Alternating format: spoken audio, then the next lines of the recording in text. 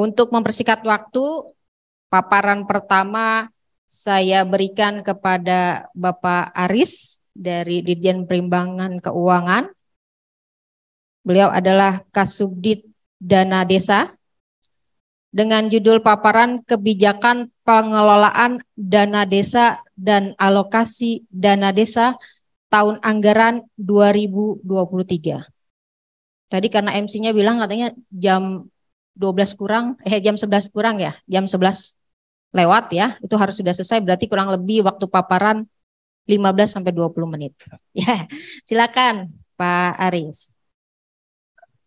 Kemiskinan ekstrim, ya, melalui cara memberikan BLT atau BLT desa kepada masyarakat yang ada di masyarakat miskin ekstrim yang ada di wilayah desa kita masing-masing.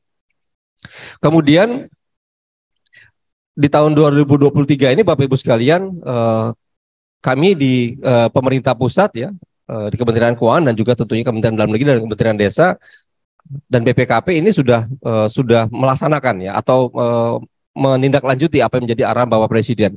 Jadi di tahun 2023 ini kita sudah mengarahkan bahwa dana desa digunakan untuk BLT. Dan fokus yang mendapat BLT desa itu adalah masyarakat atau keluarga yang memang masuk dalam kategori miskin ekstrim. Datanya yang digunakan mana? Yang digunakan adalah data P3KE, Pensasaran Pencegah Penurunan Kemiskinan Ekstrim yang diproduksi oleh Kementerian Koordinator Bidang PMK. Nah, data ini sudah dibagikan kepada seluruh pemerintah daerah dan pemerintah daerah juga sudah diinstruksikan untuk segera menyerahkan data tersebut kepada masing-masing pemerintah desa yang ada di wilayahnya. Bagaimana cara menggunakannya Bapak Ibu sekalian? Tentunya yang pertama adalah ketika pemerintah desa ingin menentukan atau menetapkan siapa yang akan mendapatkan atau penerima BLT desa di tahun 2023, yang pertama pemerintah desa harus mendapatkan dulu data P3KI-nya. Nah, kemudian dari data P3KI tersebut, pemerintah desa bisa melihat daftar keluarga yang berada di dalam desil 1. Itu yang menjadi prioritas untuk mendapatkan BLT desa. Kalau di desa tersebut tidak memiliki penduduk miskin ekstrim yang ada di desil 1, maka pemerintah desa atau aparat desa melihat di desil 2 sampai desil 4. Kalau di dasar desil 1 sampai desil 4 nggak ada juga yang masuk di dalam daftar tersebut, maka kemudian bapak-bapak, ibu-ibu kepala desa dan aparat desa bisa menentukan KPM BLT desa itu berdasar kriteria keluarga yang hilang mata pencaharian, atau ada orang tua yang miskin, kepala keluarga tunggal, atau juga bisa yang anggota keluarga yang memiliki anggota keluarga yang sakit kronis atau menahun. Dan tentunya kalau yang 4 ini Bapak Ibu sekalian, tolong dia tidak boleh duplikasi dengan penerima program Keluarga Harapan atau PKH. Nah, itu yang dilakukan oleh pemerintah desa di tahun 2023 dalam rangka untuk menentukan siapa masyarakat yang memang berhak untuk menerima BLT desa. Kemudian arahan yang kedua Bapak Presiden terkait dengan penggunaan dana desa adalah untuk ketahanan pangan. Tinggal 5 menit lagi. Untuk ketahanan pangan hewani, tadi saya sudah sampaikan bahwa adanya konflik geopolitik antara Ukraina dan Rusia ini juga menimbulkan dampak terpengaruhnya beberapa harga pangan yang ada di Indonesia. Oleh karena itu Bapak Presiden minta supaya ini bisa diatasi ya, atau diantisipasi dengan mengarahkan dana desa digunakan untuk ketahanan pangan dan hewani. Nah, kemudian juga yang ketiga adalah bagaimana dana desa juga diarahkan untuk berkontribusi untuk penanganan penurunan angka stunting. Baru kemudian yang keempat adalah dana desa digunakan untuk sertifikasi ya, pembentukan badan hukum milik desa atau badan umum badan usaha milik desa ya. Selain itu juga Bapak Presiden juga minta supaya 3% dari dana desa ini digunakan untuk dana operasional pemerintah desa. Tadi disampaikan oleh Pak Dirjen Eko. Nah, itulah Bapak Ibu sekalian beberapa kebijakan dana desa di tahun 2023 yang memang kita sebagai tindak lanjut dari apa yang disampaikan menjadi arahan Bapak Presiden di tahun 2022 kemarin. Nah, Bapak Ibu sekalian, yang selanjutnya dari sisi kebijakan dana desa 2023, kita next saja, kita lanjut.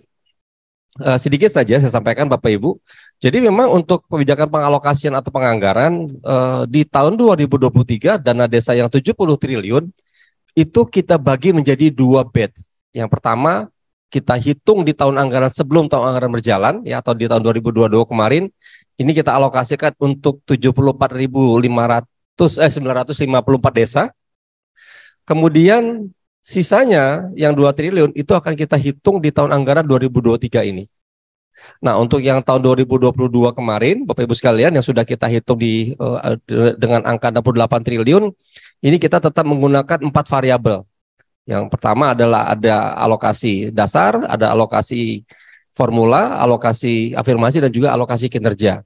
Nah, untuk yang di tahun anggaran berjalan, ini akan kami hitung nanti di awal atau di akhir semester 1 di tahun 2023.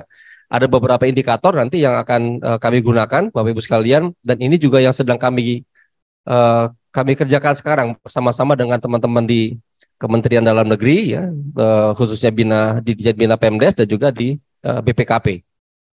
Ya, kita ingin ada satu integrasi data yang bisa kita kita bisa menggrab data-data yang kita butuhkan dalam rangka untuk menghitung dana desa tambahan di tahun 2023 ini. Alhamdulillah mungkin di akhir bulan ini kita sudah melakukan roadshow ya Pak Dian ya, bersama-sama dengan Kemendagri dan BPKP kepada pemerintah pemerintah daerah ya. Terutama kita ingin mendorong supaya pemerintah daerah ini bisa menyampaikan laporan yang terkait dengan keuangan desa melalui aplikasi Siskudes atau konsolidasi APBDes ya.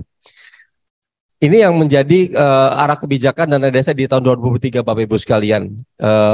Utamanya dari sisi penggunaan kita masih fokus untuk kemiskinan ekstrim ya, untuk ketahanan pangan dan juga untuk stunting. Termasuk di dalamnya adalah untuk operasional pemerintah desa yang sebesar 3%. Nah, jadi memang kalau kita perhatikan di tahun 2023 ini semua arah kebijakan penggunaan dana desa itu masih merupakan tindak lanjut atau implementasi dari arahan Bapak Presiden kita. Nah, itu mungkin Bapak Ibu sekalian kalau yang terkait dengan kebijakan dana desa. Tadi sebenarnya Pak Dirjen Eko sudah menyampaikan juga bagaimana ada satu pos pendapatan desa yang juga sebenarnya cukup signifikan ya kalau kita lihat ya, perannya di dalam rangka untuk mendukung atau untuk memenuhi kebutuhan desa dalam rangka untuk melaksanakan pembangunan di desanya, yaitu adalah alokasi dana desa. Tapi ini mohon maaf mungkin waktunya yang tidak cukup Bapak Ibu sekalian, karena memang di dalam rangka untuk melaksanakan amanat dari peraturan terkait dengan alokasi dana desa, kami di Kementerian Keuangan tentunya berkolaborasi dengan Ditjen Bina Pemdes ya, melakukan pengawasan terhadap pemerintah daerah yang tidak memenuhi amanat minimal 10% atau mengalokasikan minimal 10% dari dana perimbangan yang dia terima ya, di luar DAK untuk dijadikan sebagai ADD. Kita tahu Bapak Ibu sekalian, pembayaran atau penyaluran ADD dari pemerintah daerah kepada desa ini merupakan salah satu yang menjadi tuntutan Asosiasi Kepala Desa yang disampaikan kepada Bapak Presiden ya pada saat Silatnas Desa di tahun 2022 kemarin, di mana pemerintah desa mengharapkan agar ADD ini diberikan setiap bulan atau dibayarkan setiap bulan kepada pemerintah desa agar aparat desa atau kepala desa dan aparat desa itu bisa menerima penghasilan tetapnya itu secara rutin setiap bulan. Nah, oleh karena itu Bapak Ibu sekalian, kami di Kementerian Keuangan melakukan pengawasan terhadap pemenuhan ADD ini. Bagaimana kami cara melakukan pengawasannya?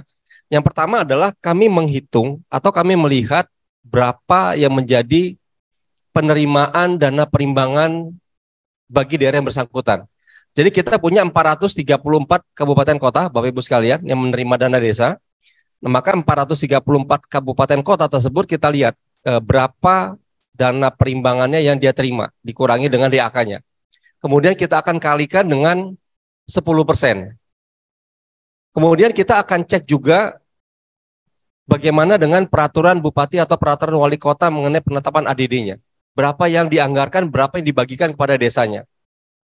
Kalau kami menemukan ada daerah yang nilainya itu kurang dari 10%, Bapak Ibu sekalian, kami menerapkan adanya sanksi. Yang pertama, sanksi itu adalah kita melakukan penundaan terhadap penyaluran, baik itu dana alokasi umum atau dana bagi hasilnya. Tetapi 3 bulan kemudian, apabila yang bersangkutan atau Pemda yang bersangkutan tidak melakukan revisi, ya, tidak memenuhi kewajibannya untuk mengalokasikan minimal 10% tadi, kami akan potong. Selisihnya akan kami potong. Jadi kalau misalnya ada pemerintah daerah, dia kewajibannya mengalokasikan atau menganggarkan 50 miliar, misalnya Bapak Ibu sekalian, tetapi di dalam APBD-nya atau di dalam perkadanya, dia hanya menganggarkan 40 miliar, yang 10 miliarnya kami akan potong. Hasil potongan ini kami bagi berdasarkan perkada yang mereka sudah bentuk dan kemudian kita bagikan kepada seluruh desa yang ada di kabupaten berkota bersangkutan. Kita transfer uangnya langsung. Jadi pemerintah pusat di sini hanya mengeksekusi untuk memenuhi amanat undang-undang sehingga pemerintah daerah memang benar-benar melaksanakan apa yang sudah menjadi kewajibannya. Nah, itu yang kami lakukan Bapak Ibu sekalian, bagaimana pengawasan terhadap pemenuhan ADD yang menjadi kewajiban pemerintah daerah kepada desa yang ada di wilayahnya. Nah, secara garis besar mungkin itu yang dapat kami sampaikan Bapak Ibu sekalian. Nanti mungkin kalau ada hal-hal lain yang perlu didiskusikan atau mungkin yang perlu kita perdalam, monggo silakan nanti kita bisa di dalam sesi diskusi. Demikian mungkin Bapak-bapak, Ibu-ibu sekalian yang dapat kami sampaikan. Terima kasih atas perhatiannya. Mohon maaf kalau terlalu singkat ya. Tentunya memang kalau ngomong masalah dana desa apalagi ditambah dengan ADD, nampaknya waktu 1 atau 2 jam itu memang masih sangat kurang gitu ya. Tapi mudah-mudahan apa yang kami sampaikan ini bisa memberikan gambaran kepada Bapak Ibu sekalian bagaimana kami di Kementerian Keuangan mengelola dana desa. Demikian Bapak Ibu sekalian, sekali lagi terima kasih. Saya akhiri, wabillahi taufiq hidayah. Wassalamualaikum warahmatullahi wabarakatuh.